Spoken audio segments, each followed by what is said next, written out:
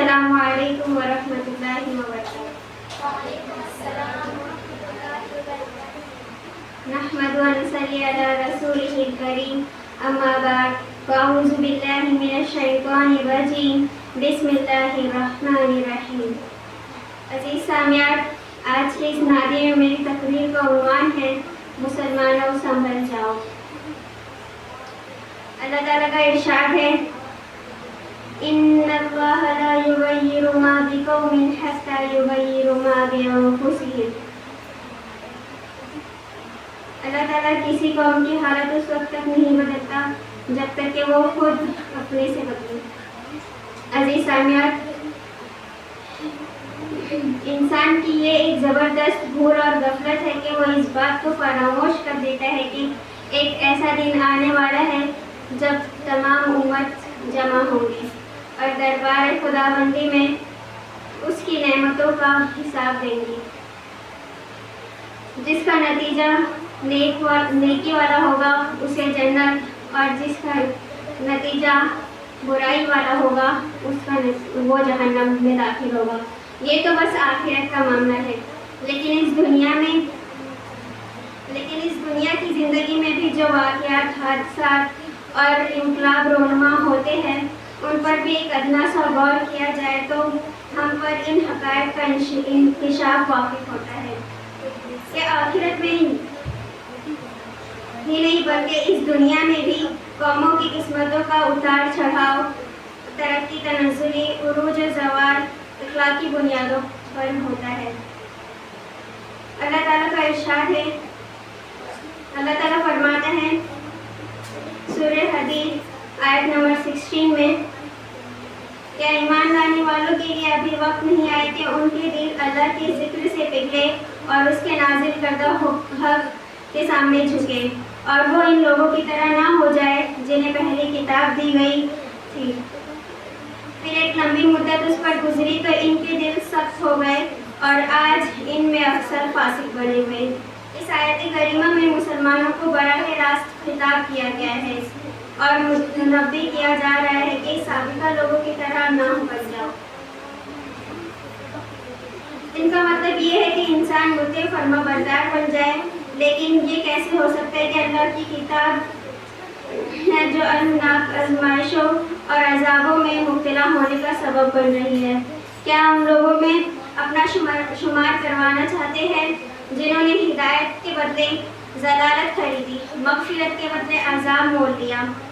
اس سے بڑھ کر بے حسی اور گراوٹ کیا ہو سکتی ہے؟ آج سب سے بڑا ظلم و ستم یہی ہے کہ اس مسلمان خود آگاہ نہیں۔ ضرورت اس بات کی ہے کہ سب سے پہلے وہ یہ سمجھے کہ اس گزرگاہ حیات میں جو ایک آزمائش ہے، اس میں توحید و سنت پر قائم رہنا ہے، اور اسی کی طرف تمام عالم انسانیت کو دعوت دینا ہے۔ دنیا سے کفر و شرک، بدعت و خرافات اور فحش و بدکاری کو مٹانا ہے، بھلائیوں اور نیکیوں کو فروغ دینا ہے، معروف کا حکم کرنا ہے اور منکر سے لوگوں کو روکنا ہے۔ جیسا کہ قرآن مجید میں خیر امت ہونے کی حیثیت سے یہی مشن بتلایا گیا ہے۔ اس امت کو منتخب بھی اسی لیے کیا گیا ہے کہ وہ باطل کی یورش و اصلاح کی خلاف جہاد کرے۔ اسی لیے کیا گیا ہے کہ وہ باطل کی یورش و الغار کے خلاف جہاد کرے، مظلوم انسانیت کو ظالموں کی آہی پنجوں سے نجات دلائے، عاجز انسانیت کو خود آشنا بناتے ہوئے ان میں خود اعتمادی اور توکل علی اللہ کی روح پھونکے اور ابدی کامیابوں کی طرف بڑھے۔ یہ ہے ہمارے منصب عالیہ کی عظیم ذمہ داریاں، جس سے بحسن خوبی عہدہ برا ہونے کے لیے اللہ کے فضل سہارے اپنے تمام ذرائع وسائل سے کام لینا ہے، مال و جان کی قربانیاں پیش کرنا ہے، اسی کے لیے جینا، اسی کے لیے مرنا ہے۔ یہ ہے ملت اسلامیہ کا اعلیٰ و رافع مشن، جس کے لیے وہ برپا کی گئی ہے۔ لیکن مسلمان داخلی طور پر مضبوط و مستحکم نہیں ہے، اپنے منصب عالیہ اور بلند مقام کی ذمہ داریوں سے اور بے خبر اور غفلت برت رہے ہیں، خود ناآشنا ہو کر رہ گئے ہیں۔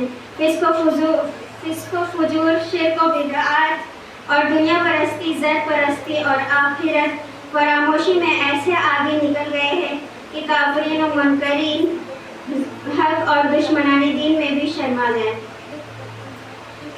اس سے بڑھ کر المیہ کیا ہو سکتا ہے کہ وہ اس امت کی ذمہ داری راہ حق کی رہنمائی ہو اور وہ خود گمراہ ہو جائے۔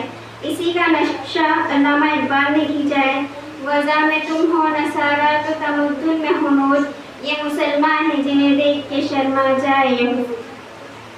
جب کوئی ملت یا اخلاقی گراوٹ کی انتہا کو پہنچ چکی ہو، عزم و حوصلہ سے خالی اور قوت عمل سے عاری ہو گئی ہو، تو اس کے پاس شکوہ و شکایت اور حالت پر آنسو بہانے کے سوا کچھ باقی نہیں رہ جاتا۔ وہ امت جو ایک پرستش و بندگی کے لیے برپا کی گئی تھی، وہ امت جس کے سامنے اطاعت و پیروی کے لیے نبی کریم صلی اللہ علیہ وسلم کا اسوہ حسنہ ہے، وہ امت جس کو عالم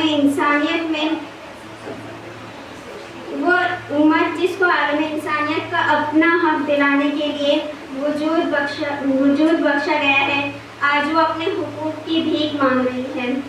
وہ امت جو دنیا سے شرک مٹانے کے لیے آئی تھی، وہ خود شرک کا ارتکاب کر رہی ہے۔ وہ امت جو حدود اللہ کی محافظ و نگراں اور اس کو قائم کرنے کے لیے برپا کی گئی تھی، آج وہ خود حدود اللہ کو توڑ رہی ہے۔ افسوس، صد افسوس، اللہ کی زمین سے شرک و کفر کیسے دور ہوگا؟ قیام حق و عدل کا فرض وہ ادا کون کرے گا؟ باطل پرستوں کے گھٹاٹوپ اندھیروں میں حق کی شمع کس طرح فیروزہ ہوگی؟ گلہ و شکوہ ان دشمنان دین سے نہیں ہے جو حق کی چراغ کو پھونک کر بجھا دینا چاہتے ہیں۔ گلہ شکوہ خیر امت کی اس اجتماعی ضمیر سے ہے جو بے ضمیر ہو کر رہ گیا ہے، جو کفر و شرک، مایوسی اور شکوہ اور شکایت، جو دراصل اظہار شکست خوردگی ہے، اس کا شکار بن گئی ہے۔ اس سے اپنے آپ کو بچائے۔ مایوسی اور نامرادی کیسی، جبکہ ہمارے ساتھ اللہ ہے۔ اللہ تعالیٰ فرماتا ہے،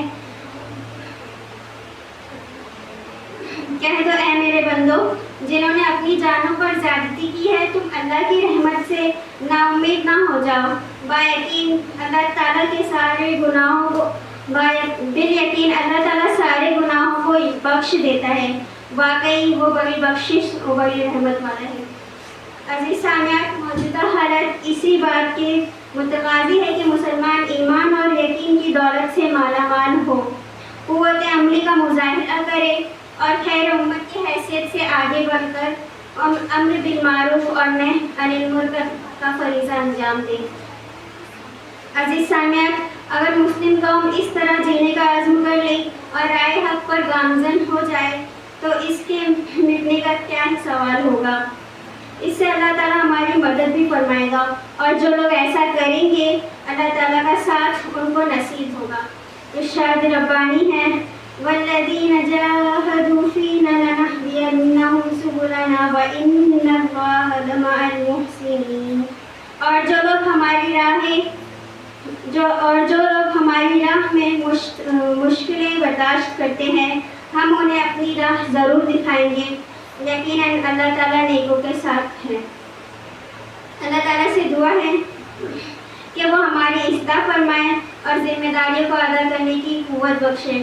آمین۔ آخر میں اللہ تعالیٰ سے دعا ہے کہ ہمیں راہ حق پر چلنا سکھائے اور چلانا بھی سکھائے۔ آمین ثم آمین۔ وآخر دعوانا الحمد للہ۔ السلام علیکم ورحمۃ اللہ وبرکاتہ۔